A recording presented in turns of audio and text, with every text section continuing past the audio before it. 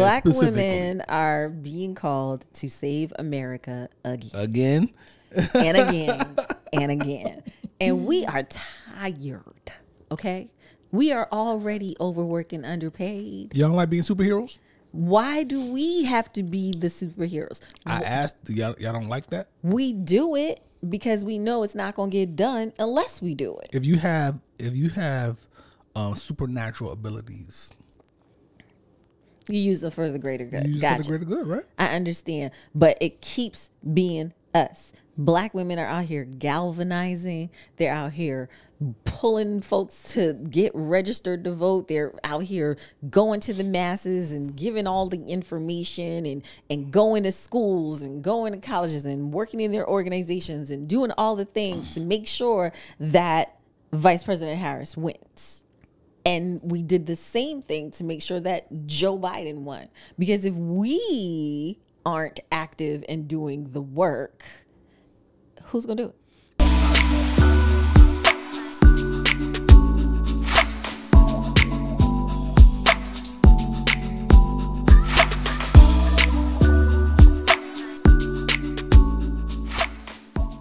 All right, man. We starting this one off a little. You know what I'm saying? So, I mean, we got a little hype a little while ago. Yeah. You know what I'm saying? Bing, bing, bing, bing. And before that, you're playing a little Kodak Black for me. For you, yes, yes. For me. I don't get excited about Kodak Black music like you do, but I do enjoy some of it. You know what I'm saying? So I did have to go to the Travis Scott afterwards, kind of get myself a little worked up. Listen, Pause. Shout out to Kodak Black. Young man, keep doing what you're doing, young man. Good luck out there. Yes. Welcome to episode 71 of the Where's Brunch podcast. Hello.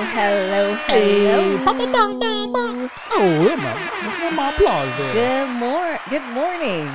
Good evening and good afternoon to all those fabulous listeners out there. Welcome to the Where's Brunch podcast. I am Trina Marie. Oh, I'm Brocky like the Black Rocky. And we are the Where's Brunch podcast. We are, aren't we? Yes, we are. And I just want to say welcome to all of those who decided to tune in via listening sources, which may be iTunes, Spotify, all the streaming platforms. And for your viewing pleasure, you're able to see us dressed in very monochromatic formats. We are definitely on brand.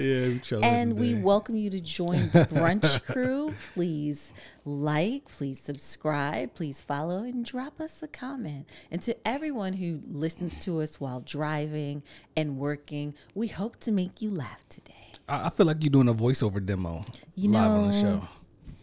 A lot of folks have been sending me messages about how soothing my voice is. A lot of folks. And I'm open for the voiceover job. Yeah, you open? Yeah, you have a very lovely voice. Thank you. Shout out to your voice. You know what I'm saying?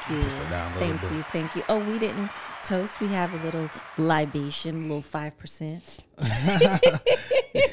Call these the God body sips. Yeah. The God body sips. Cheers to us and episode 71. We're getting very close to 100. That's nice. Yes, we are getting close to 100. We need to kind of talk about that and maybe figure out what we're going to do. Oh. You got the sweet one. I have the bitter one, right? Yeah, this is nice. It's giving me Aperol Spritz kind of vibes. Giving me. Yes, it's giving. How you doing? I'm feeling good. Yeah? Yeah.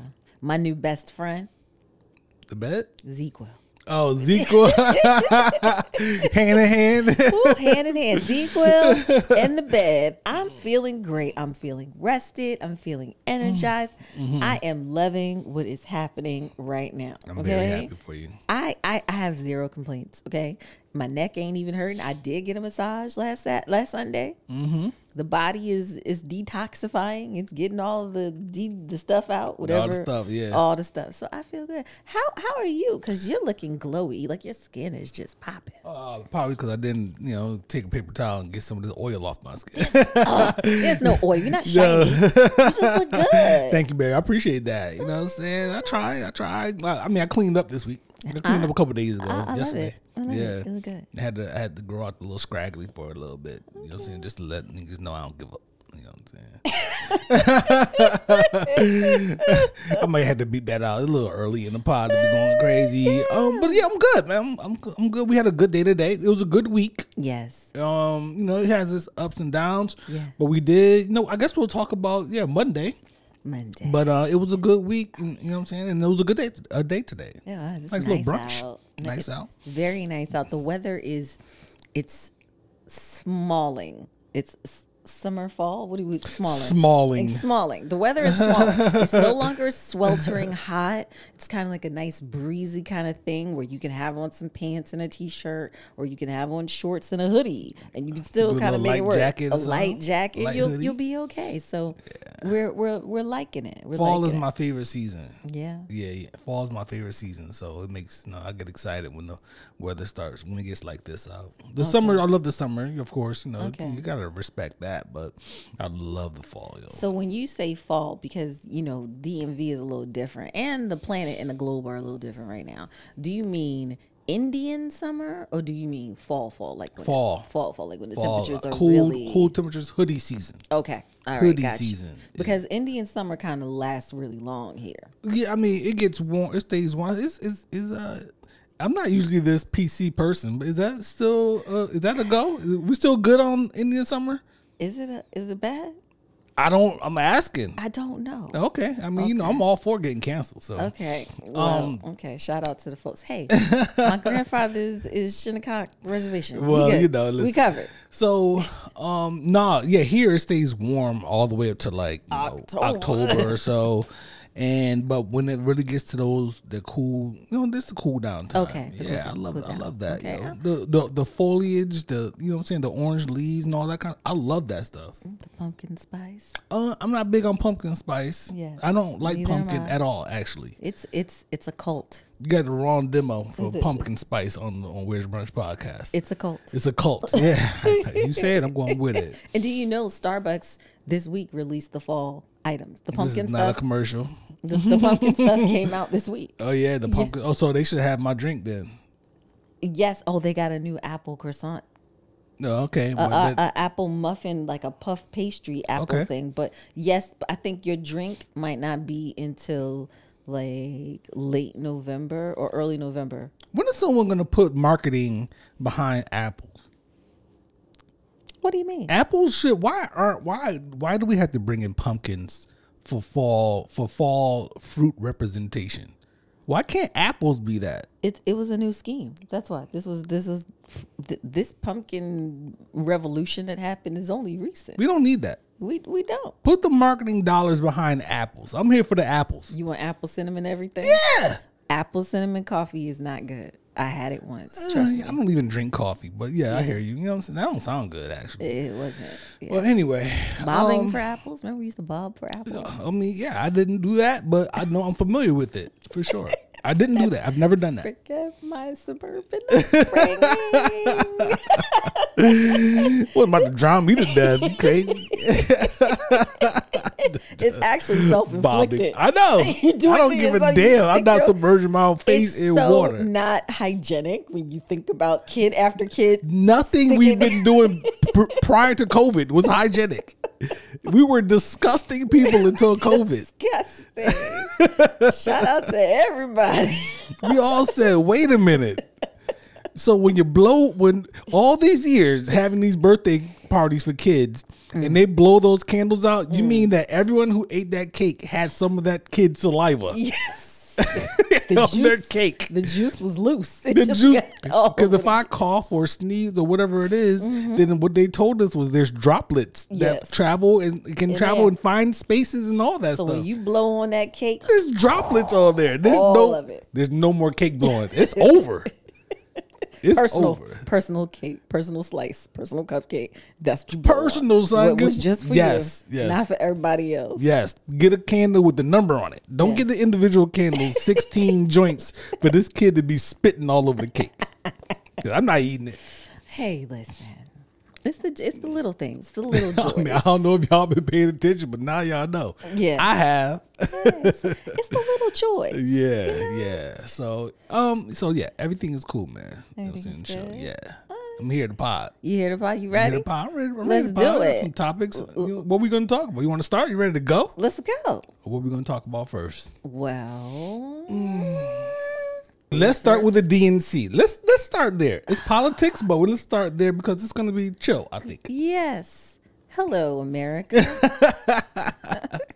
So this week we got to witness the DNC prime time on television for everyone to watch. We had the litany of presenters, the speeches, the Kamala, all of the cheering and the signs, and Kerry Washington was the host, Olivia Pope, and she even brought out Fitz, the former president from Scandal. Yeah. Okay. Yeah, I didn't watch that, so I kind of put two and two together when you started screaming. Yes, I was screaming.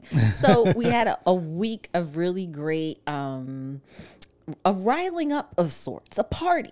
They even had a DJ. What's that dude? That DJ? Energize the bass? Energize the bass. I don't know what the hell it was. It was a party. I don't know the DJ. Compared to the RNC, which seemed like a snooze fest, this was like a straight up party in Chicago. They had a DJ. We had Common perform. We had Lil Jon come out. Common was we had John Legend come out and perform. Pink performed. I mean, there were rumors that someone else was supposed to come out and perform. But a really great time. We had the past presidents. We had Bill Clinton come out and give a speech. We had HRC, the first woman, not the first woman, but the Democratic woman who lost to Trump in a shocker. She came out, she gave a speech, and she's really, really supportive and pulling for Kamala or Vice President Harris. Is she? Has she been vocal? Yes. She has? Yes. Okay, I haven't heard much. Well, I mean, you gotta... I'm not that locked in either, but... Yeah, she's giving... people are coming out giving speeches, giving support, hosting stuff, making appearances, So she's been doing stuff. The Obamas came out. Barack came out. Michelle came out. They each did a speech. Very different speeches. Really? Yes. I didn't listen to either one of them. Okay, so Michelle's speech was, she went a little low this time. She was coming for the orange man. Oh, yeah. She was poking jabs and a lot of things. And there was much talk about her look, of course, because she had braids and she had her braids back into a ponytail. Apparently that's groundbreaking. I don't know. Well, they are known for breaking those standards, when Obama wore the suit and everything. Yes. So. And she gave a really great speech, and she said, let Donald Trump know that this job that he's going for might just be one of them black jobs. One of them black jobs. So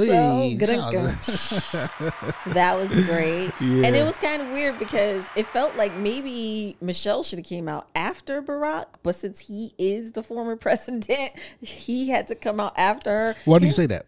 Because her speech was way more...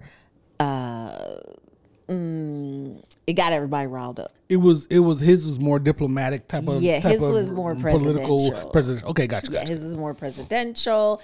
I don't even know any of the zingers for his, honestly. Yeah, I can't remember. Yeah, Oh, one more speech that I did pay attention to. Hakeem Jeffries of New York. Okay. He came up with a lot of one-liners. He was saying, bro, we broke up with you. We don't want you back type stuff. He had some like little zingers. Who's this person? Hakeem Jeffries is a representative from New York. Congressman from New York. I can't remember what location, but he's one of the hopefuls. He's also on one of the committees, and I can't remember which committee he's on because I'm not a New York resident, so I don't have to know that technically. But he is one of the up-and-coming rising stars, people that they're kind of looking at. So black dude, I'm assuming. Yes, black dude.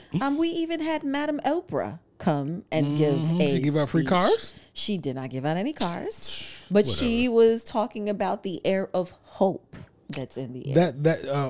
And joy. That's the word that they've been spreading throughout. Joy. Everyone's been saying the word joy throughout this. That this is a different theme, era. I guess, right? Yes, that there's a different era of bringing joy back to America, and that we don't want to deal with the the other side of things with the fear mongering and all those things. The the racial divide, the anger, the repealing all of the rights that have been put in place. The women's reproductive rights was a very big theme that the Republican Party has been very successful in blocking, banning abortion. And they're talking about going federal with it. And they want to go further. But that's definitely a theme, something that's been talked about. So those were the things.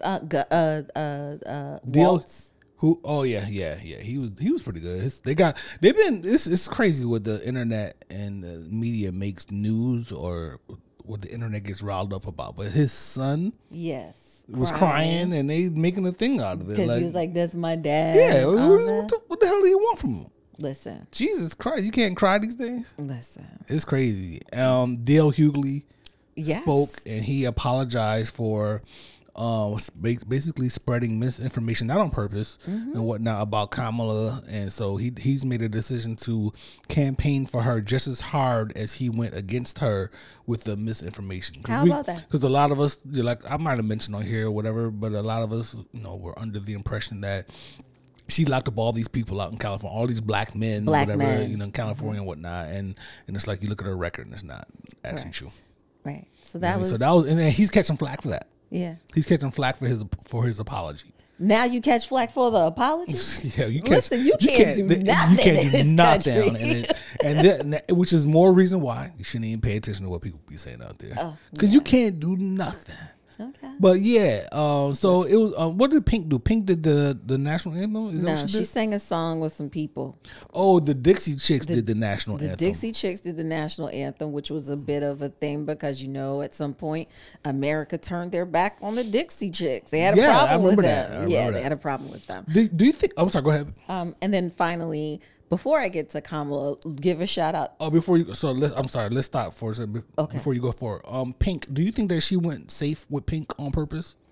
Like, is Pink that person that could, appeal to both sides, or is a safe? You think it's the DNC, or you think it's her? Because I don't think she had nothing to do with it. I think it was the DNC. Okay, well they.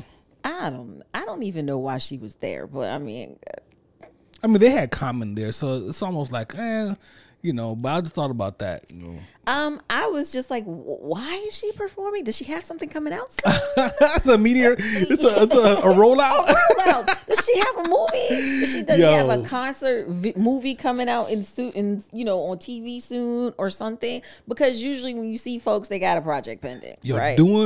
Using the DNC for a rollout would be the illest shit. That's ever. How you do it. That's hilarious. Right? That's how you break it. Let's talk about some other things that people honed in on during the DNC. Okay. Because next morning after the speech, everybody was trying to holla at Maya, Kamala's sister. All the brothers are like, she's 57? Is she single? Yeah. All the comments about Maya. People wanted to know about Maya. Where Maya been? What's up with Maya though? So this is a fella. See how us fellas do things. We over here. We're like, listen. Here's a beautiful woman. She is clearly a successful woman. What's up with her, right? Yeah. On the other side, black women see a mugshot of a light skinned nigga with cornrows. And this nigga goes on a 3-week prison media run somehow. He's getting bailed out. And he got a place to stay. Commissary and everything. He got a place to stay. When he get out. What's going on here? I don't want to hear y'all saying nothing about us again. I don't know. Because Prison Bay and all them other dudes that be their mugshots. The dudes Ronald Isley. Come on, dudes son. That go viral for their mugshots. I don't even understand the women who are like, I'll take them. We talked about the prison dating thing on the previous episode of Where's Brunch. Please go reference. Yes. Oh man, hilarious. I'm sorry to cut you, but that was funny though. Yes, everybody wanted to holler at Maya. I was like, yo. So that was really funny. And they were like, does she have a husband? And in the next slide was yes. And he really looked like he could fight. Yeah, it's funny. That was funny. I give that was funny. And shout out to Dougie.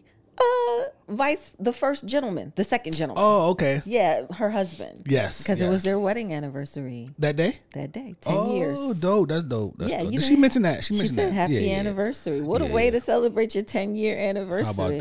How about that? And then, of course, Madam Vice President comes out to accept the nomination wearing bison blue, HU, you know. Yep. And she gave a speech. She talked about what she wants to do. She talked about building the middle class. And we sat there and said, this ain't going to be about us. I was just about to ask you a question. This ain't about to be about us. We're not gonna benefit from these tax breaks. That I thought you were talking about something else. Yes, we did say that. We said this ain't for us. This part not to be us. Talking about.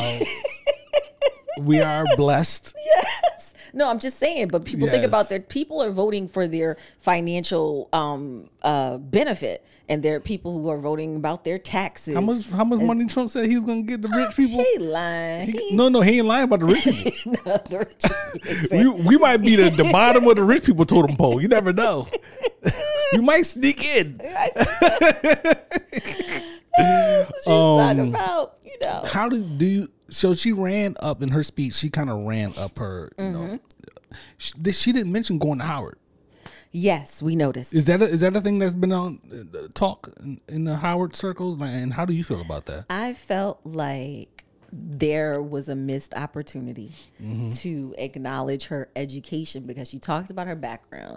She talked about her political career. She talked about all of these things, and she didn't say anything. So where did she start in her story? Did she start with her political career, or did she start before college? Remember, she went about her aunties and her uncle and her neighborhood and all of that stuff. So she had the opportunity. How do you skip that you went to Howard University? Your black experience at Howard University. It's an interesting thing right there. Oh, I noticed that. We all noticed. Yeah. We all noticed. Because there was, at any moment, she could have said, and I had the magnificent opportunity to attend Howard University. Yeah, the experience. And pledge a sorority, and she could have just kept on flowing. Right. You know? So I felt like, or even at the end, she could have said HU, because somebody did yell HU to her. And she said, you know. So she did. She mouthed, you know. Oh, she didn't say at this. So that I thought about that, and I was like, oh, she didn't do the HU thing. Yeah. Then I thought about homeboy back, Dean something, the one that was like, we're gonna go to Tennessee. Woo! And we're gonna go to Minnesota. Woo! Yeah. And he lost.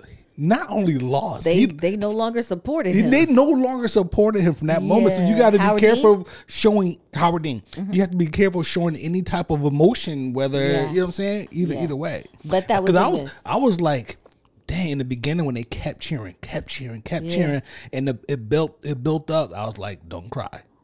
Oh, she's not gonna cry. No, I'm not saying shit. I don't know her personally. But in my mind, I was like, you cannot shed a tear. If she sheds a tear, it's a wrap. Well, yeah, because they'll think that she's emotional and whatever. Yeah. But then if she doesn't, then she's a cold bitch. Hey, like, man, so listen. come on, you can't win. It's a game. Either way. We talked about look this. at Hillary Clinton. People were pissed over just how she handled the whole Bill cheating thing and how she stood by him, and they called her cold, and they said she was emotionless and all of those things. You can't win. You never saw the emotion, I guess, that people wanted to see, so that they could criticize her. She's not. We can't have this person in charge of nuclear weapons and all this other nonsense. So yes, everyone definitely, the community noticed that she did have on bison blue.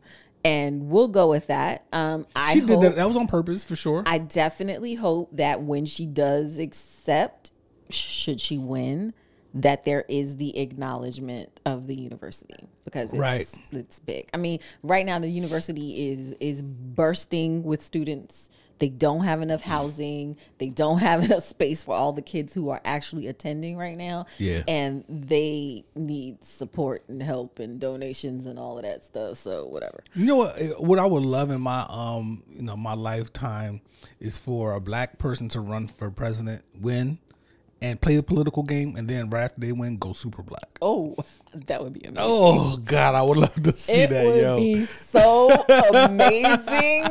That's why they would never let me in office. Go super black. I would be a problem. You probably get in trouble for playing Kodak Black in the Oval Office or something like that. And I would do it. And I would do it without shame. Invite him for a concert and everything. Him and Ray Shermer and all of them. I would have all of them come do a concert. Oh, Lord have mercy. Yes. Lord my have mercy. goodness. So about, let's say we got, what night was that we were watching that? That was Thursday night? Because I hadn't watched all week. Everything else before, I had been watching snippets. But I actually turned it on because I did want to see Madam Vice President's speech. About an hour or 30 minutes into us watching, TMZ had released a statement that it had been confirmed that Beyonce was going to make an appearance and perform Freedom for Madam Vice President for the DNC. So that went out. Everyone knows TMZ is never off. Right, they're always on point. If there's one place that you could check to validate the factualness of something, you go check TMZ. Did they post it? And I don't know why I hate to do it. I hate using them as like such a reliable source. But anyway. So yeah, everybody's tuned in. Everybody's watching. And then about 25 minutes before Harris was going on the stage, somebody from Beyonce's camp made a statement that Beyonce is not scheduled to be there and she will not be attending. And by that time, it was too late. They already got the numbers. Roll out.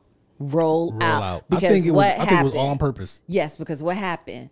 Friday morning, Beyonce's Whisky was announced. Sir Davis was announced the next morning. Right. And I think, my perspective is that it was a rollout for Kamala. I think that it was on purpose. It's a good move if you think about it. Yeah.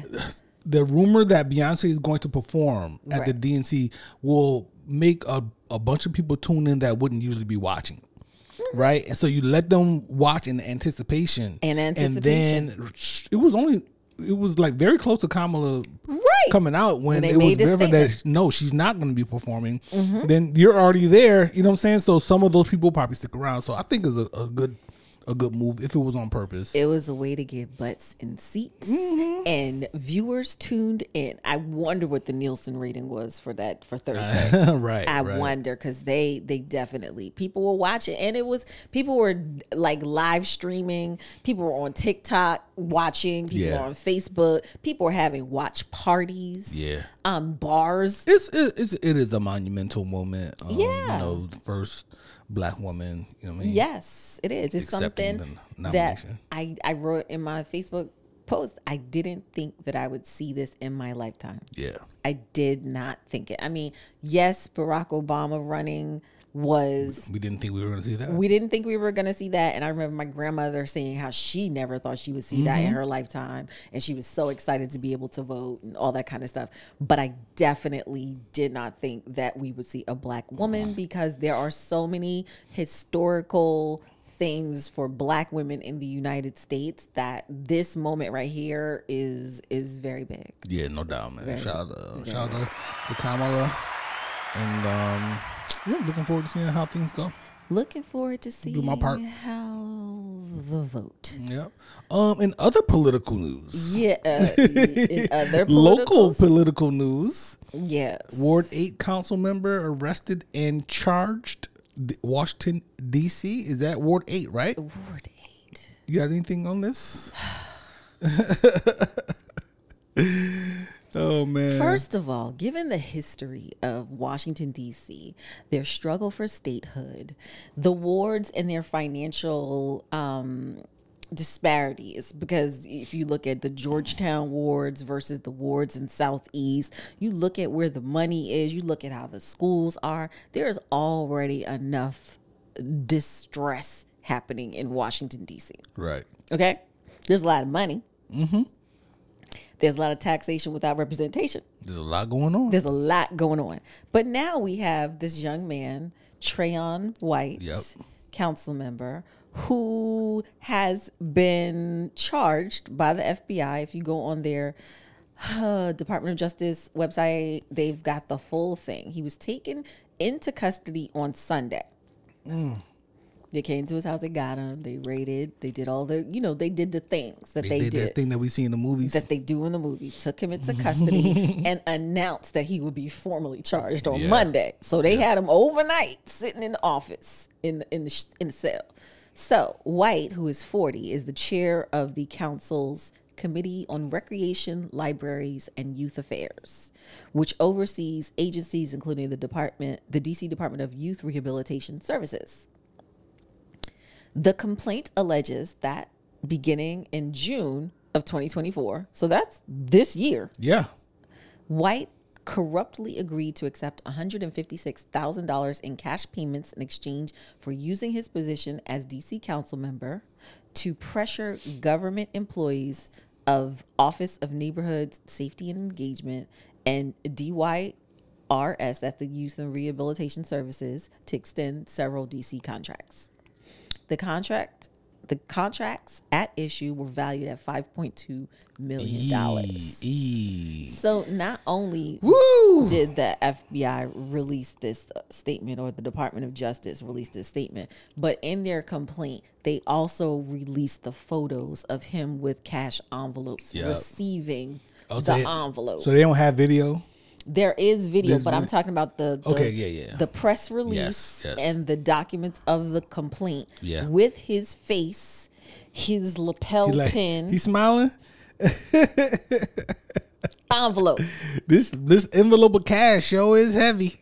So apparently at the moment, I think it's only confirmed that he actually had received $35,000 in cash in 4 separate occasions. Okay, so he didn't receive the full amount, and they have the dates with the timestamps that correlate with the photos. And the arrest and charge was announced by the United States Attorney for the District of Columbia, FBI Special Agent in Charge, Washington Field Office, Criminal and Cyber Division, the DC Inspector General Office, and the IRS are all involved in this. Man, good luck to that brother. And I think what bothered me the most about this was the comments in the Washington Problems section of people saying they set him up. And I'm like, I mean, a setup is a setup. So if you want to try to set me up to commit espionage against my country, it's not going to work. Right? Because I am not going to be a willing participant. So now in his defense, in politics, this is a normal thing. Bribes are normal. Yes, bribes are normal. People are accepting money. People are making deals behind the scenes. Yes. People have unfair advantages because they are in someone's pocket or whatever it is. You know what I mean? So this is a regular thing. So he just so happened to get caught. So to full circle, back to the whole settle thing. Maybe so. Yeah, but maybe so. If you're a willing participant. You can't knock, you know what I'm saying? Charge to the game, homie. Yeah, and there's a reason why there's a reason why they came to you. Yeah. Okay? There's a reason. Well, there could be multiple, yes, what you're saying. Yeah. Yes. But there could be other reasons as well. Like, so another thing that I learned about him, and I think we talked about it about a week ago, that he was awarded $75,000 in a police brutality case against DC police. That was they wanted his ass. They wanted his ass. He won his case of being his ass out of there. So that's a go. Come on, bro. You already know the block was gonna be hot for you. Yes, it's hot ever since. Even if he wasn't a council member at that point. No, this is before he went into office. Bro, the block was hot for you before you became a council member. This winning period, you can be targeted. You got to roll out. I mean, it's only $75,000, but it's still a good amount of money. Be clean. How about that? Yeah. How about that? But how about not accept? How about not agree? How about no, I'm not taking this meeting? Or if you're gonna do it, send an intercessory to send somebody on your behalf. You don't take the money. You have your representative. Maybe they told him. Maybe they told him it was a bunch of Supreme stickers in that envelope. And he was like, "Oh shit." Supreme, these are hard to get. Lord help us. So who's gonna run for his chair? Somebody. Is it gonna be a black woman? Because according to your theory, black women are always getting called to save the day, save America. Black women are being called to save America again and again and again. And we are tired, okay? We are already overworked and underpaid. Y'all don't like being superheroes? Why do we have to be the superheroes? I asked, y'all don't like that? We do it because we know it's not going to get done unless we do it. If you have supernatural abilities, you use them for the greater good. You use it for the greater good, right? I understand, but it keeps being us. Black women are out here galvanizing. They're out here pulling folks to get registered to vote. They're out here going to the masses and giving all the information and going to schools and going to colleges and working in their organizations and doing all the things to make sure that Vice President Harris wins. And we did the same thing to make sure that Joe Biden won. Because if we aren't active and doing the work, who's gonna do it? So, ooh, that's a heavy accusation right there. Who's gonna do it? The work? Who else is doing it as loudly as we are?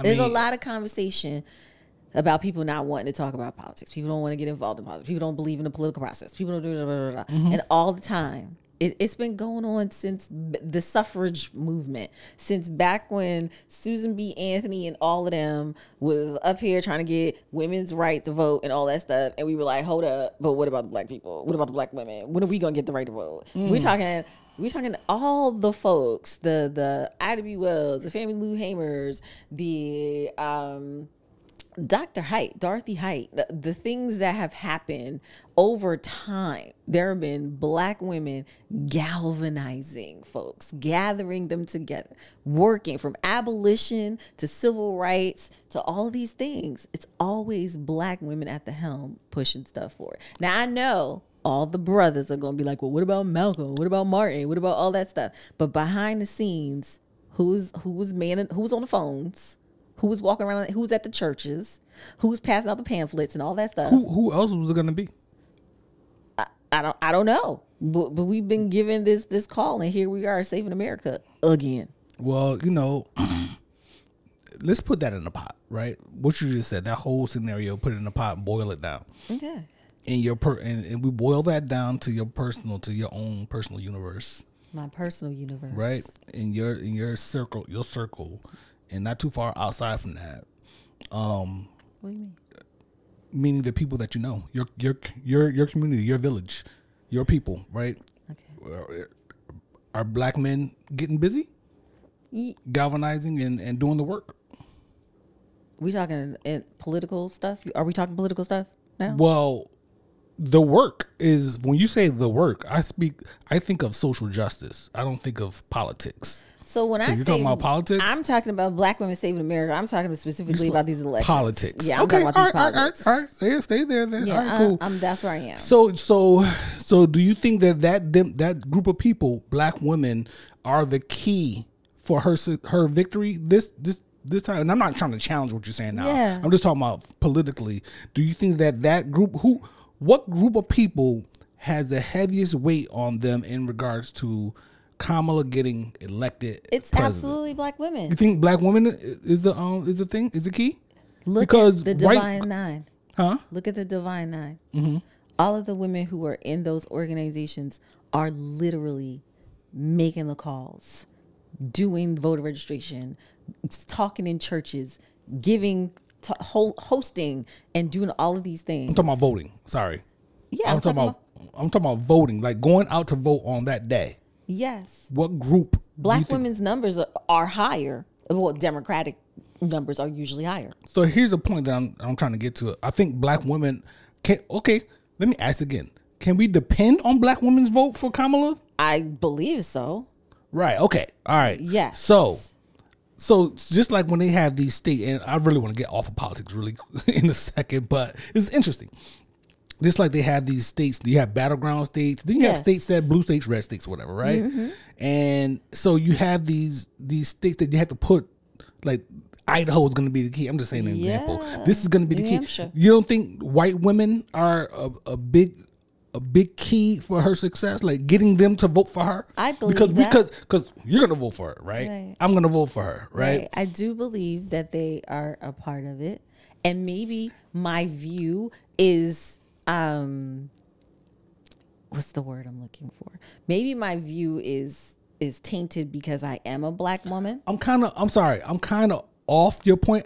Your point is valid. Black women are superheroes. I get that. I'm talking about, so it kind of a separate point now, right? When it comes to the election day, what demographic do you think is like the critical one that she really needs to capture? Oh, okay. Well, it's going to be the white women. The white women, right? Yes. Okay. Because their numbers last election was like 44% voted Democrat. They're in a certain age demographic, so it just depends. I think a crucial thing is going to be young people more than anything. Okay, yeah, for sure. People, are they going to come out and vote? Are they going to feel inspired enough to actually get up, put their phones down, and go vote? That'll be a very big thing. You know, we with y'all, right? Black men. Oh yeah, absolutely. I know that. Okay. All right, and I know I'm gonna get phone calls. I know I'm gonna get comments about this. And I'm okay. I'm okay with this. But the fact remains the same. There are black women out here who are doing a lot of the work. Yeah. A lot. Not negating the men who are also doing the work. But when we're in these churches and the usher board and this ministry and that ministry and all the folks who are out here talking and galvanizing, and it's been historical as well. The black women are saving whenever there's we're on the ropes. A hurdle. Yeah, wherever we're on the ropes or whatever, that is the thing. So yes, for all the gentlemen who are going to say that this is BS, we appreciate you, and we look forward to you going to the polls and taking your friends to the polls with you. I mean, I think if I speak for black men, and when I say black men that I know and whatever, we put black women on the pedestal. So we recognize the superhero isms of the black woman, and we what I'm saying, we applaud that. We support it as much as possible. Thank you. You know what I mean? Thank you. I think that's how me and mine. That's how we look at things, which are really the only important people in existence. In really like the people that's close to me and you and so on and so forth, whatever. But I digress. Yes. Y'all don't want me to go all into that stuff. All right, so Beyonce did not show up. And she got new whiskey. And she got a new whiskey. Yes. Shout out to her. What is it called? Sir something. Sir Davis. And we need to shout out named after her granddad or something like that. And we need to shout out Cam, who is my man Cam. Shout out to my man Cam, yo. Shout out to Cam, who is the new director of beverage for Sir Davis. Hold on, let me see. He's a high position over we there. Actually know somebody who works there now. Yeah, that's my guy right there. Yes, so congrats, Cam. Whiskey blender and global head of advocacy for Sir Davis. And that's a huge thing right there. My man Cameron George, Sir Cameron George, go follow him. You know what I'm saying? Yes. You got enough followers, Sir Cameron George. Send some our way. You know what I'm saying? So he used to be I believe he was a global brand ambassador for Ardbeg whiskey, and he's been on my show. He's a good dude. Dope. Good dude. He's good energy. It makes sense him being in this position. Pause. You know what I mean? So yeah, so she has a new whiskey coming out, American blended whiskey. I think it's kind of like Scotchy, Japanese whiskey type of thing. I'm not sure if it's a malt whiskey or not, but so I'm interested in it. I was going to ask you, do you want to try it? Of course, yeah, why not? But I'm not pressed because I'm rarely even drinking whiskey these days. So if I have an opportunity to try it, of course I'll try it. Okay, we'll take some. I gotta look and see what was it, something that already existed, or no, it wasn't, because it's named after her granddad, whatever. So it's a brand new situation. I want to see if it's sourced whiskey, if it's something that I like to get the details behind it, the nerd stuff, whiskey nerd stuff. So shout out to her for that though. So what do you think about a new celebrity alcohol? I mean, it's a play that is still working. So you know what I'm saying? So I can't be mad at it, man. It's some really good spirits out there that's backed by celebrities and stuff like that. So they just get, a lot of them just get in on the game, and just, they just the face or whatever. They're not actually about that life. Do I think Beyonce's about that life? No, this is just another business for her and whatnot, to make money off of. But I'm sure there's a little bit of passion behind it. You know what I'm saying? I mean, she's singing about Whiskey in This Country album. Yeah, she might drink whiskey. Yeah. I mean, you know what I'm saying? But, but we're not going to see, Beyonce at the World of Whiskey Festival or, you know what I'm saying, Whiskey Washback. Like, it's not happening. Could you imagine if she popped up on Whiskey Washback? I wouldn't want to be there. I don't want to be there. I don't need no big bald head nigga knocking me down to the ground because I got too close to Beyonce. Oh my gosh. I'm an old man. I don't have no problems with nobody. So yeah, shout out to her for that. Man. Yeah, cheers to and it's the partnership, I understand, with Louis Vuitton and Moet Hennessy. Right? They're okay. Cool. So yeah, it'd be interesting to see where she got her juice from. They're aging their stuff in barrels and all that other good stuff. What else we got along celebrity lines? Well, it's been a really rough year for J-Lo. It's just been rough. It's been rough. I feel bad for her. I feel like there's been a hate train going on for J-Lo on social media. Like, people are saying, oh, she's not so hood. She's not from the block, or she didn't have this hard life. She went to private school. Like, there's been people, TikTok, Instagram, ladies coming out saying they know her and know her life wasn't this or whatever. Okay. And just a lot of anti. Not Jenny from the block. Yeah, just a lot of anti-Jenny stuff. And then this whole thing with Ben, who made her look like a complete fool this year because he didn't want to be with her no more. Like, dude, he gaslighted her. You think he gaslighted her? He gaslighted her. Maybe she just wanted to go, pull a LeBron James and go work on her 5th ring. Why can't it be? Why can't it be that he gaslighted her? This fool, she had broken up with A-Rod, right? The engagement was over. He's, I don't know, out of rehab or his whatever his latest thing is. Who, Ben Affleck? Yeah. Oh, now we're about to start talking bad about Batman? Yeah, the accountant? He is not the Batman I acknowledge. Huh? So the only Batman I acknowledge is Christian Bale. We just watched Zack Snyder's cut. Okay. The other day. He was in there crushing it. He's still whack as Bruce Wayne. I know. So she was living her best single life. She was fine. And he wants to rekindle the romance after she breaks up with A-Rod. What is J-Lo's nationality? Puerto Rican. Puerto Rican? Uh-huh. Where's she from again? The Bronx. She's Puerto Rican from the Bronx? Yeah. How do you think their relationship broke up the first time? I don't know. I don't know. What do you think the possibilities are that she said, I'm no longer wild and crazy like I was. Let's try this again. And he said, okay, let's try this again. They got back together and she was still the same old Puerto Rican chick from the Bronx. You think that she's the same old Puerto Rican chick? I'm not saying what I think. But why can't it be that he... I didn't say it couldn't be that. I didn't say that he couldn't gaslight her. I don't know. I mean, I think it's an interesting assumption just to think that. You know what I'm saying? But based off of seeing them in the spotlight. But, so we have to weigh all scenarios. But it could be a very good possibility because you don't make statements. What the hell was his statement about that he didn't want to be with her no more? He felt, what did he say? I don't know, but I know I saw him close the door after she sat in that car and looking like he was so disgusted. The door.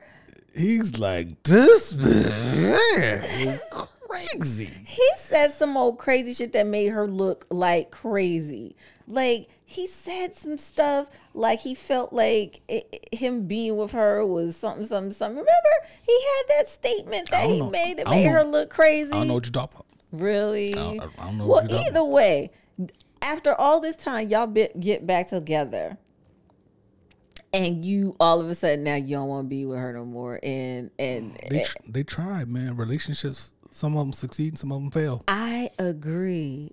They do. But he just, the way he did it, dude, it wasn't good. I can't find the exact statement that he said, but he sounds like it don't exist. Don't push me there. Do not push me there, because I will stop this podcast and I will go pull that damn statement up and you will be looking like boo boo. He's coming to his senses. He said some old crazy shit back in May. There's no way this is going to work. If there was a way to divorce on grounds of temporary insanity, he would. What the fuck kind of... I mean, she's driving him crazy.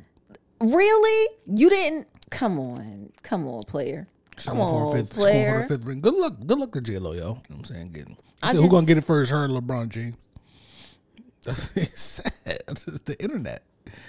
That's all we have to go off of, right? I feel really badly for her. Like, you know, I mean, yes, she's rich, and yes, her body is banging, and she doesn't look like she's 50-something years old. That shit don't mean nothing. I know, but I mean, I think she was in love. She did that whole love story album. They did like a press rollout for this wedding thing, and all along, dude, you ain't really want to be there. You ain't really want to be in it. Maybe he realized it. Wouldn't you rather him get out of there now, and then, as opposed to getting married to her and then realizing down the road that I don't really want to be here? He married her. It's already too late. Oh, well, whatever. Didn't they marry twice? Did they get married the first time? They got engaged and broke it off and got back together 20 years later. And then got married? And got married. And then he said, nah, this shit ain't working. And this ain't for me. This ain't where I want to be. When you start biting your toenails, this ain't going to work. I just feel like, God damn it, Ben. What? You could have just left her alone. Just leave her alone, okay? You know she's in the spotlight. You know it's going to be a rollout. You know it's going to be press. You know the press is going to be following you. You know what caliber of woman this is. Do you think y'all are just going to be in living in Idaho on a farm somewhere and she's never going to be in the press again? Where are we getting all this from? I'm just saying, like, because part of the speculation is that he didn't like the attention, the press and the this and the that. And that's why he always looked so pissed off every time he was in front of the camera. He looked like he needed a cigarette break every time. Every photo, he just was like, oh my God, he's just the worst. So he knew who he was marrying. Hey, man, listen, we don't know. We don't know because he doesn't speak. Exactly. He doesn't say that anything. Gaslight. And then poor Jennifer Gardner, his ex-wife, comes saving the day. Wait a minute. I thought, oh yeah. Well, I mean, like, she comes in, talks to him. She comes to him. She, you know, he goes to her house. Of course, they got kids. So, but, okay, got you. Yeah.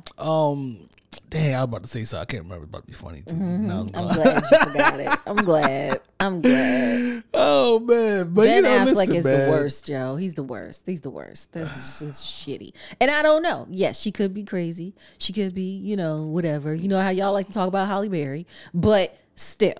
Hey man, I like Halle Berry. You know what I'm saying? But listen, see, that's that bullshit. The record shows that's that bullshit. That might not be the move. Whatever. Yeah, whatever. So anyway, so that is what's going on. Halle Berry spot me on the street talking about, hey, you know, nice to meet you. You know, are you in a? Yes, I'm in a relationship. Leave me the hell alone. Be quiet. What? You think I would choose crazy over peace? You don't know that she's crazy. I know I got peace. Okay. See? You see, man? I just told you that black men are right next to y'all. You don't even take me at my damn word. I take God you. Damn, man. I take you. I got something here. Go for it. I got something. This is interesting statistics or whatever you want to call it. This is people making $200,000 or more are moving to these states. Right? This is on the Earn Your Leisure Instagram page. I'm gonna start at number 7. They got 7 joints. Okay. Nevada, Las Vegas, right? That what they call it that. Nevada is the state, right? Yeah. Yeah, it's just interesting. They call it Nevada, Las Vegas.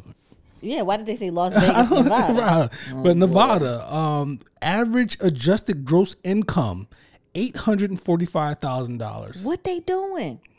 Are they strip? But prostitution, right? It's legal. That's a lot of. It's legal. That's a lot of sex. Yes.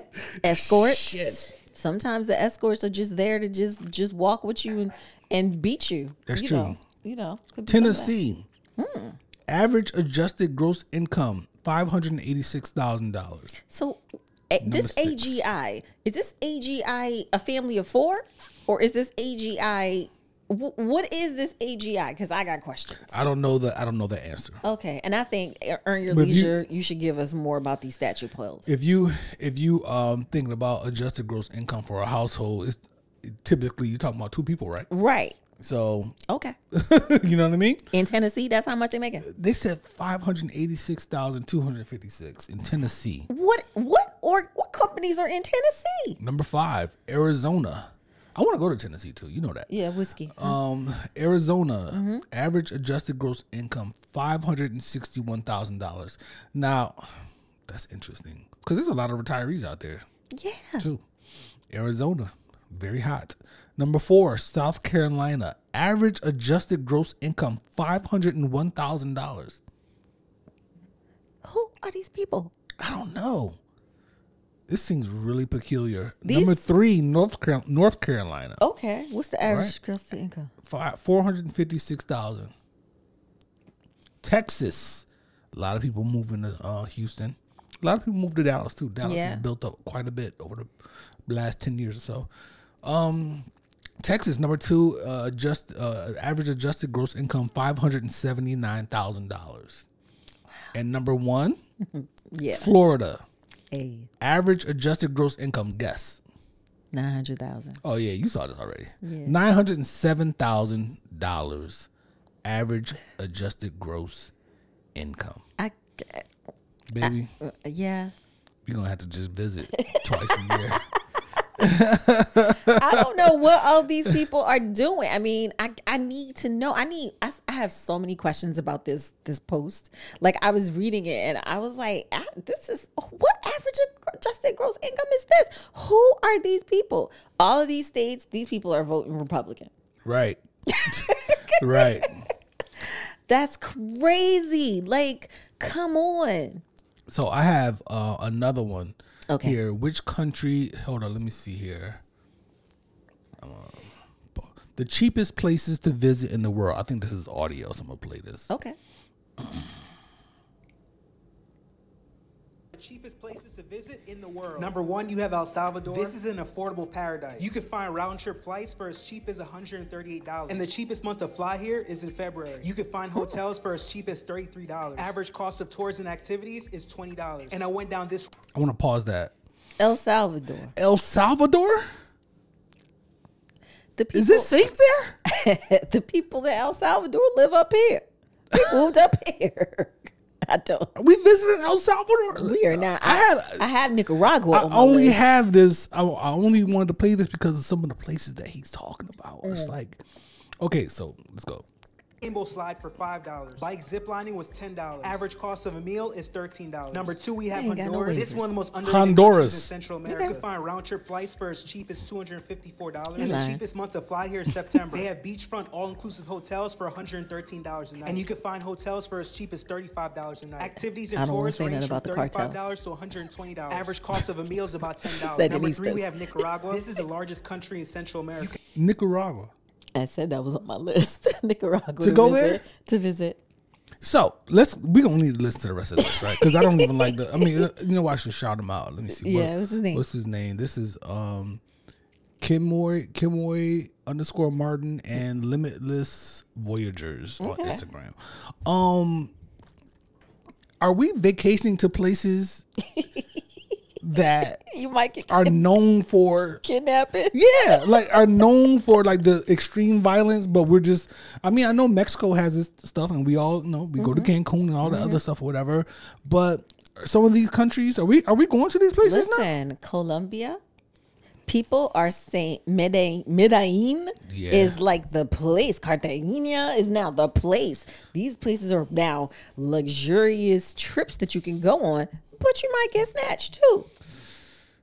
I mean, yeah, I guess you're right. Damn, I mean, I guess maybe I've been maybe I'm numb to it now because of Colombia, like, you know what I'm saying? Yeah, it's cocaine, of course, and where there's drugs, there's gonna be the drug trade like that. There's gonna be the violence and whatnot. Right. So I don't even look at Colombia, you know what I'm saying? But yeah, a lot of folks are Brazil, going on some places, amazing vacations, beautiful beaches. Remember your tattoo artist? Where was he from? He was telling us we should go there. Yeah, I forgot. Yeah, that's right. He did say it. Was it Nicaragua? I think. Was it? It might have been not Venezuela. Was it? It was some island near one of them. Yeah. So people are going to these far off places in Nicaragua and all of those.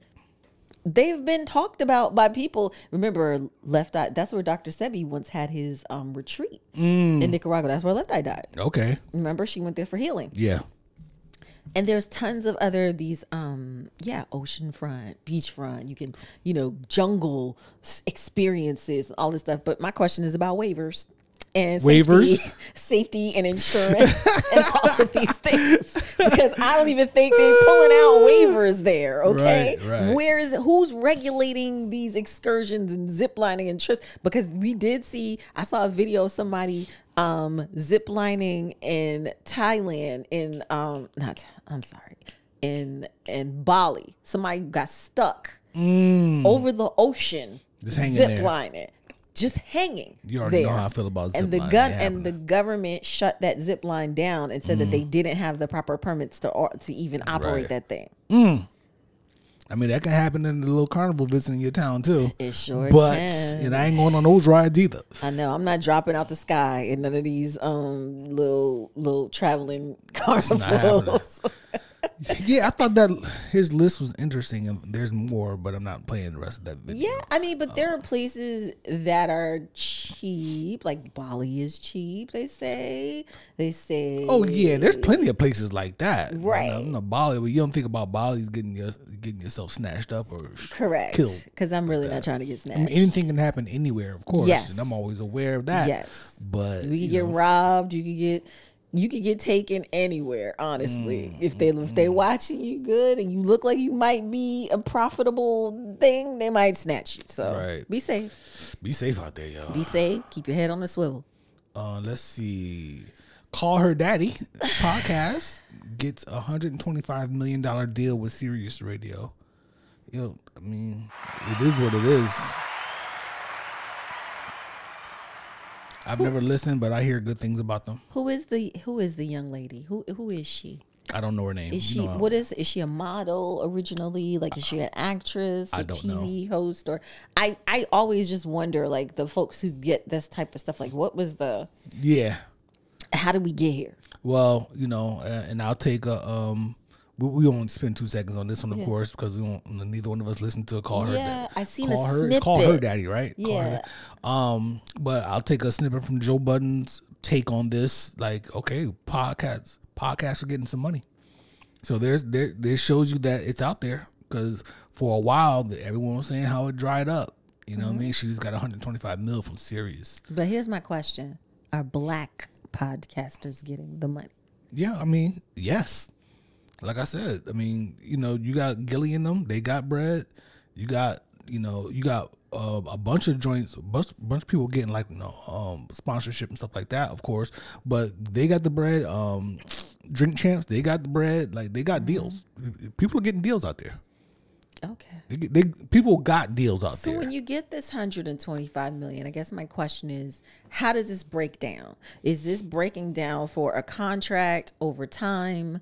Is this the production? This is the price of the total podcast production? Is this editing, lighting, camera, fixtures, set? How does this 125 get distributed? You better use it. I don't know. That's their business, of course. That would be our business if we got it. Yeah. But we got $125 million. You better believe the production is got to be out of this world. Okay. And how much of that do you?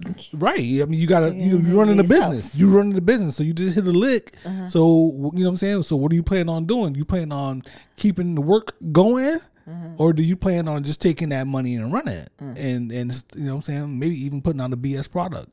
So me, like, listen, if I get that kind of, like I said again, if that kind of bread, then I have a dedicated space, luxurious, beautiful space. The cameras are everything is turned up a bunch of notches, and then of course some of that money goes into your damn pocket. $125 million. Right. So my next question is, of this $125 million, are you paying guests to come on your show?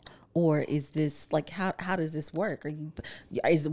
What's your demo? I don't know anything about her, and I'm going to deep dive. Trust me, I'm going to look her up and see what it's about. Well, I mean, outside of call her daddy, yeah, I don't know them. I don't know anything about them. That's what I'm saying. Outside of this situation, just in general, yeah, people pay people to come on the pod. Like, people get paid. Like SO from Backfield, SO's like, listen, I'm not showing up unless there's a check involved. Right. Period. You know what I mean? So how do you feel about Marlon Wayans charging Vlad $40,000? So Marlon Wayans tried. Vlad reached out to Marlon Wayans to get him to come on the show. Marlon Wayans said, "Pay me $40,000 and I get 30% of the revenue from." And Vlad was like, "You're on cocaine. Like, there's no fucking way I'm doing that." And if that's his business, you know what I'm saying? I don't have anything to say about it really, but if it was me and if I felt like it was some ridiculous number, then I'll probably react the same way. But Vlad has a show, and he's going to talk about it with every guest that comes on for the next month. You know what I'm saying? But here's the thing. With Marlon asking for that, does that not show that he's aware of the business and that he's aware of how much maybe Vlad actually is getting paid? Maybe. And so that's why he's like, listen, you're not going to make money off of me for the next however many months, reposting, splicing, reproducing, and then other people showing the interview and all of that. And my likeness or myself is not, my content is going to get you money, and I'm not going to see any of it. That's the whole premise of having a platform. It's my platform. It's getting this many views, right? You come on the show. Do you want to check to come on the show? Okay, cool. But when you start talking about $40,000 plus 30% on future revenue that's generated from the episode, then someone's going to have to look at your output, looking at what you're bringing to the table as far as being the guest. And Vlad's whole thing was, I looked at all his videos, whatever, and I did the math, and it's like, you're not generating that many views to be demanding a certain amount of money. You know what I mean? So in his opinion, it's his business, his opinion, and I completely support anybody making the best decision for their business that they feel like they want to make. And I champion Marlon Wayans. I say, know your worth. Shit, add 30%. Like, hey. know your worth and your value. I agree with you 1,000%. However, don't price yourself out the market. Yeah. All right. So be careful with how much you think you're worth, what you think your value is. You have to really do the knowledge of that, or have somebody do the knowledge. But how do we know he didn't do the work, or his team didn't do the work on Vlad, and maybe knows what Vlad is making? It's not a matter of what Vlad is making. What Vlad is making is none of anyone's business. Okay. It's a matter of this platform is going to get me this look, right? And then what I bring to the table. So whenever I show up, you're going to automatically have 500,000 views. Okay. So then your numbers are up. If it's not that, then yeah. So do you think Cat Williams has the right to demand $40K plus 30% of future revenue? I don't know. He might. Look at what he did for Shannon Sharp. Anybody has the right to demand whatever they want. Right. And anyone has the right to tell them to go kick rocks. But look at how much Shannon said he made off of the Cat Williams thing, that he said he made more than he made during him playing in the NFL I don't want to be sitting here regurgitating Vlad points, but it's funny as hell because Vlad was like, that nigga's lying. He's lying. He's like, I know YouTube. I've been doing YouTube before YouTube was popping. I heard him say that. And he's like, that's not how much you get off of that many views. Not my business. Maybe he did make that. Maybe there was some other stuff involved outside of just the views in those videos. I would personally just like to say here, Marlon Wayans, you are a Howard University alumnus, just like myself, and we would welcome you on the Where's Brunch podcast. Come on the Where's Brunch podcast. For free. That nigga funny though, man. He's hilarious. Please, your people. Hey, you said for free? For free. Come on here. We are starting out. We are a grassroots podcast. Oh God! My wife is a politician, boy. At heart, I we swear. would love to have you on the show. Grassroots. Grassroots podcast is fantastic. That's the funniest thing I heard today for sure. Grassroots podcast. Oh, this is great. We gotta incorporate this somehow. Oh man, shout out to Marlon Wayans, yo. Like, listen, brother, I ain't mad. You know what I'm saying? That's what you feel. You feel like you want to demand that, then you demand that. Like I said, you live with the results. My one of my mentors said in wine, know your price and add 30%. He could just not fuck with Vlad and price it ridiculously on purpose. Yes, so you could leave him alone. Because there's a lot of people that don't rock with Vlad like that. Yeah, you know what I mean. So yeah, I don't have a problem with Vlad. His platform is dope. He get some good interviews on there. You know what I mean. But a lot of people do have a problem with Vlad. Is it exploitative? Listen, if someone says, "Hey Trina, if you killed somebody last Tuesday, yeah, right? You go on the show on Sunday, say, "Hey Trina, did you kill Lil Boo Boo on 12th Street?" I don't know what you're talking about. It's that easy. It's that easy. I would never. Why would people go on this show and talk about the crimes that they committed, or are committing? I don't know. Plan on committing. I don't know. These people, like, I question if these people are actually street people. And it's been some of the most streetest people that we can imagine. But you know what it is, man? It outweighs the street stuff. Fame is a hell of a drug, yo. Everybody want to be famous, so they're gonna go in there and run their mouth. Well, Beans just ate. He came to let me know. Yes, I see. Finally, I got a little. That food been there since breakfast. Okay. Let me see. Maxwell's Tiny Desk. We watched that the other day. Shout out to Maxwell. Shout out to Maxwell. Shout out to Maxwell. Listen, that was a damn good Tiny Desk. Yeah, it's pretty good. I enjoyed it. I thought it like I said at brunch today, it took me back to the first time ever seeing Maxwell perform. And it was a great performance. He had great backup singers. He had a band. Tiny Desk. Tiny Desk, yes. The band, the backup singers. Everybody was grooving. They did a little go-go Congo situation. Yep. They were very... He did a little Al Green, Simply Beautiful. He did Simply Beautiful. Come on, man. Oh my People don't even talk about Simply Beautiful like that, but it's one of Al Green's dopest songs, in my opinion. Best, and especially if you listen to it on vinyl. We have the record of that. Kind of no. I don't have that particular one on vinyl, but I have Al Green on vinyl. Like, it's such a beautiful, and Al's voice, and to listen to Maxwell hit it and his own spin on it. I was like, what? Yeah. Okay. And he hit the hits. And he was talking about how it's been 28 years of him performing. And when you think about that, 28 years. It's no joke. 28. Yeah, that was Are back we in that old? Oh, you know, listen, why it gotta be about us, man? You know Because I'm only like 28. Okay, so like, come on. I guess I got me a PYT. This is what it is. Yeah, it was dope. I've never been the biggest fan of Maxwell live show. What? Yeah, I didn't like it. When I saw him live, I didn't like him live, yo. Did you see him at Warner Theater? I can't remember where, and I almost feel like I was at Howard when that happened, but I definitely was there for Meth and Red. But I don't think I saw him there. I can't remember where I saw Maxwell, but he kept doing. Same reason I don't like him. I didn't like him live.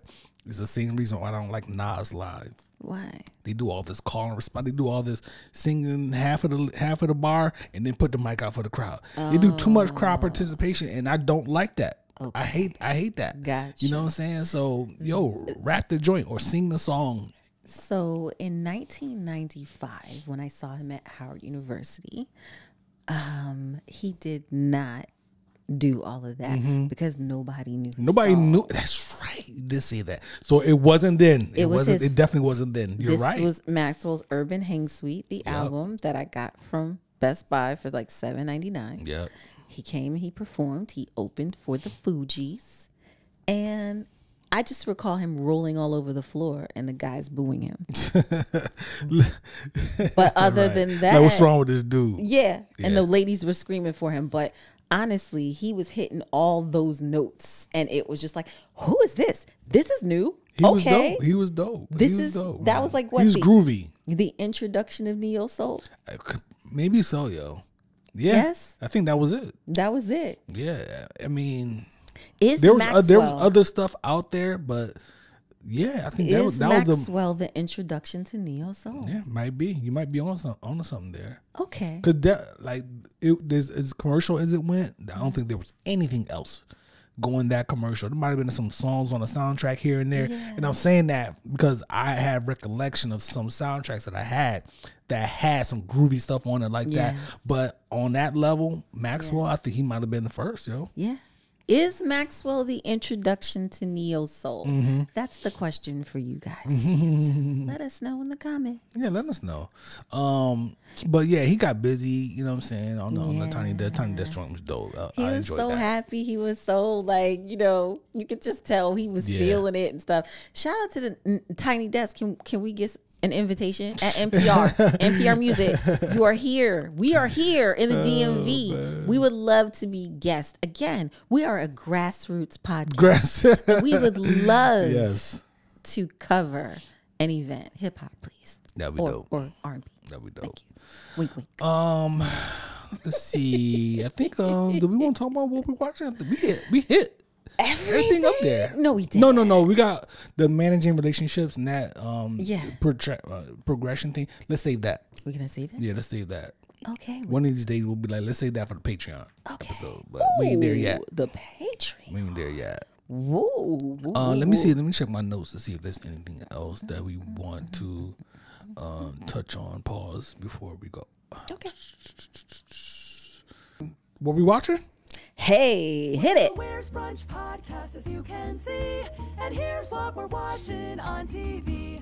Excuse me, partner, can you keep that shit down? You see we watching TV. Woo-wee. Shout out to Tupac. Hey, rest in peace.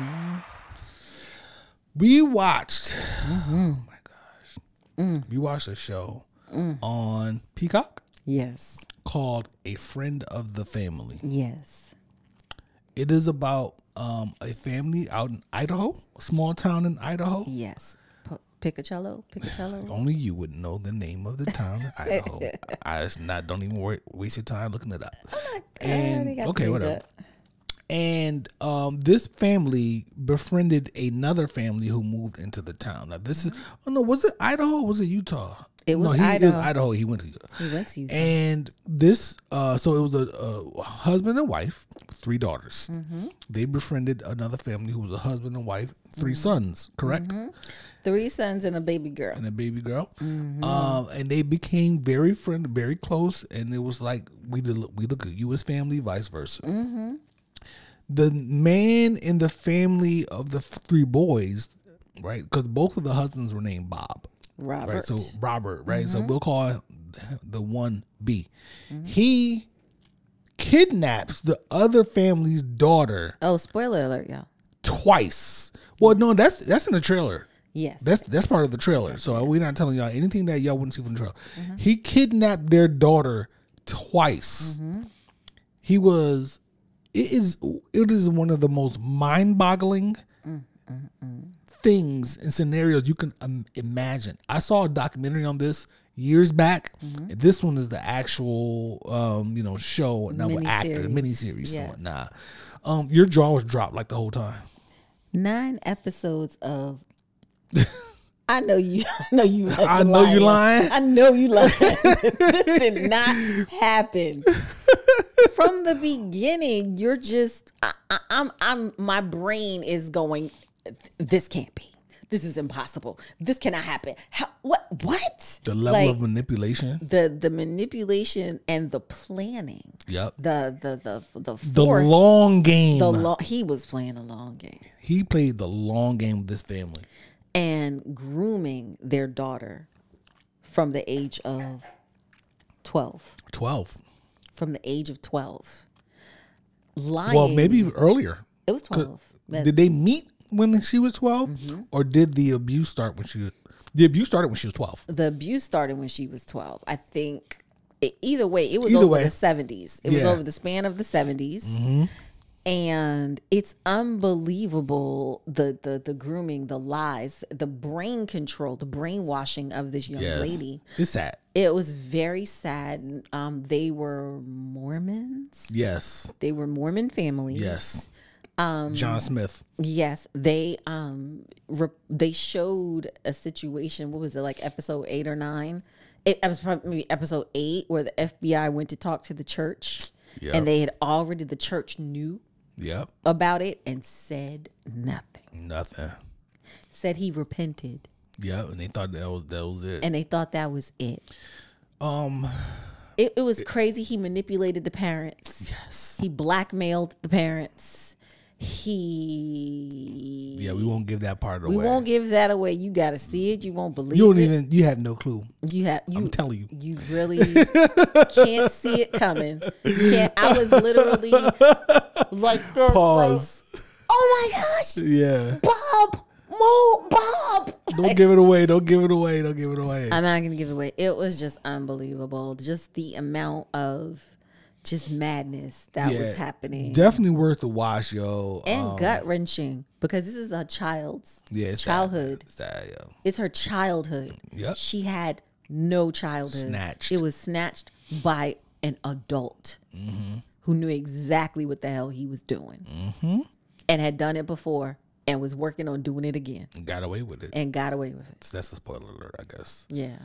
Maybe I'll cut that part out. Okay. But man, whoo, that show, A Friend of the Family. If you have the time, it's 9 episodes. Started. You'll get glued. You'll be sitting there like, wait a minute, I can't. What is about to happen next? Just the first episode, the way the first episode ended, we were like, okay, right. I guess we're going on to the next one. And like I said, I had seen a documentary on this already, so I was like, it was coming back to me as I was watching it, and so at some points I was like, wait, something crazy is about to happen. Something crazy is about. Like I knew some of the story, man. It was it was crazy, man. It was sad, but it was definitely eye opening. And listen, man. Also, there is a Dateline follow-up actually talking to the real family. Yeah. And you can just see how bad her mother feels about all of it. So bad. She feels so badly about it. And it was just naive. It's just those people, those sociopaths, psychopaths, how they can identify who the victim should be and then execute. Man. So yeah, man. Definitely an incredible story, yo. Check it out. Yeah. I can't remember the name of the documentary, and I'm not looking it up. But, Peacock. A Friend of the Family. A Friend of the Family. I want to give an honorable mention to Daughters. Daughters. The documentary, the prison documentary, Daughters. Oh yes. I'm sorry, I forgot. Netflix. Daughters. That was awesome. It's based it's an organization that was founded in Richmond, Virginia, but they do the special segment that they're focused on is in Washington, D.C. Yes. A dance for men who are incarcerated to have with their daughters, since they were not getting the girls weren't able to have daddy-daughter dances with their fathers because they're incarcerated. And it's like a weekly, I think it's a 10-week program where the gentlemen go through counseling and they talk about issues. They talk about fatherhood. They talk about incarceration. They talk about getting out and not returning. Yeah. Like real, true rehabilitative things. Yes. Ways on connecting with their daughters. With a successful rate, too. It was like 95% don't go back. Don't go back. Have relationships with their daughters, work on the relationship with the mothers so that they can have the relationships with the daughters. And just heart-wrenching to see the impact of fathers not being there for the daughters.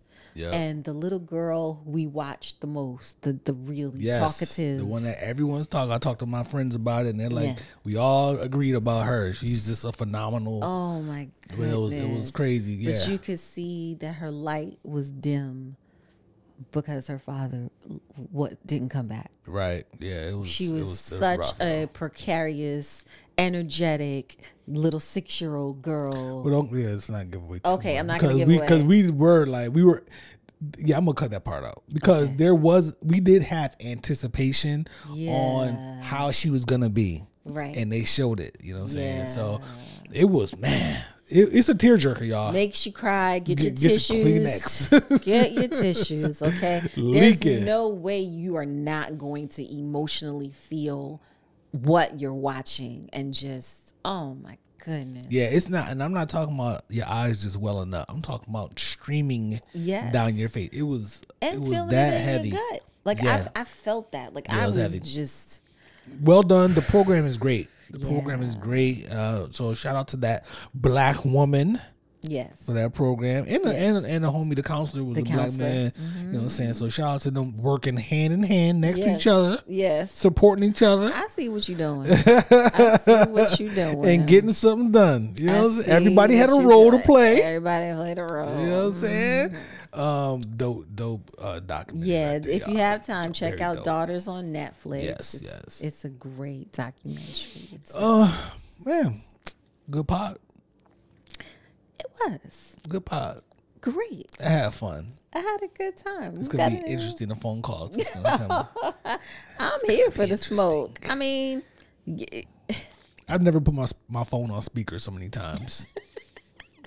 My friends calling here to talk to my wife about something she said on the pod. All I'm gonna say is to my friends who listen, how come none of y'all don't call here to talk about him and what he says on the show? Why am I only experiencing the feedback from the men? Like, am I the only representation of women saying stuff about stuff? I don't know. I want the smoke though.